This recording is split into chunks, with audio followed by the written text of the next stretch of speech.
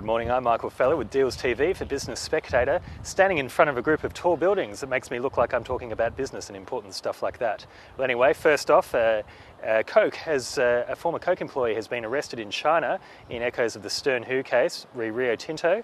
Rumours are that Japan Airlines is in talks with Delta Airlines and American Airlines. Speaking of Japan, Asahi denies its bidding for Orangina, and something else is happening with Cadbury, which we'll be getting onto a little later.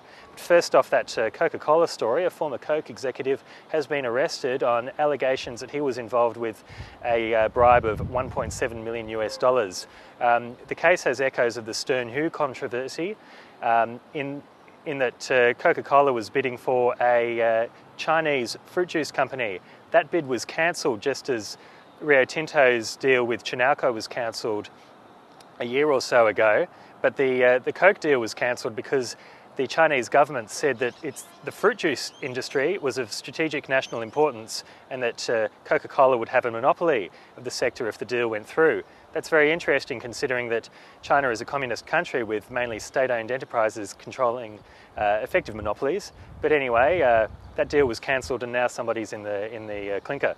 So we'll watch that one closely and see what lessons we can or clues we can take out of it. See what how it relates to the Rio Tinto case, if there's any relation at all.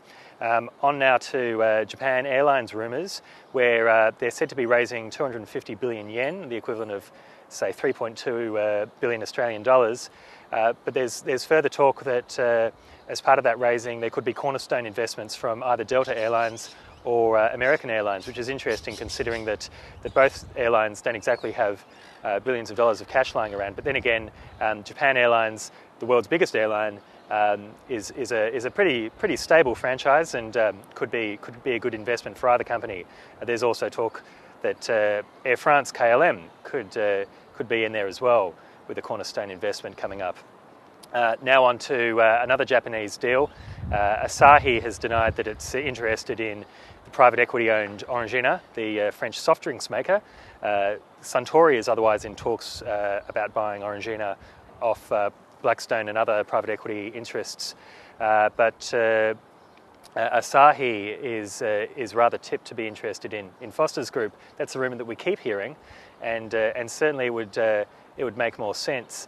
Suntory otherwise has whiskey, has some interest in beer, and makes coffee in a can. And speaking of such drinks, onto the Kraft bid for Cadbury, where Kraft has, where commentators rather have questioned whether Warren Buffett will ride to the rescue in increasing Kraft's bid for Cadbury. Cadbury wrote a nasty letter back to Kraft saying thanks but no thanks in no uncertain terms.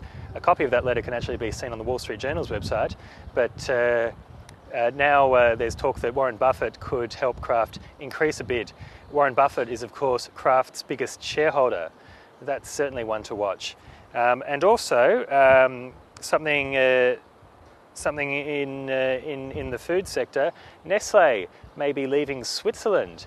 There's talk that they could change their registered home based on the fact that Switzerland is thinking about putting caps on executive salaries. That's, of course, a big topic at the G20 summit right now. France has been leading the way in calling for that. Christine Lagarde, the French finance minister, and Wayne Swan in Australia has been paying lip service to that, but it's probably not going to happen here. We'll see anyway. And finally, UOB, the Singapore-based bank, is selling its life insurance business. There's been a lot of deals in life insurance lately in Australia and in the region. This is just the latest one, and we'll talk more about that in Breakfast Deals tomorrow. Otherwise, I'll see you a little later tomorrow for another instalment of Deals TV. See you then.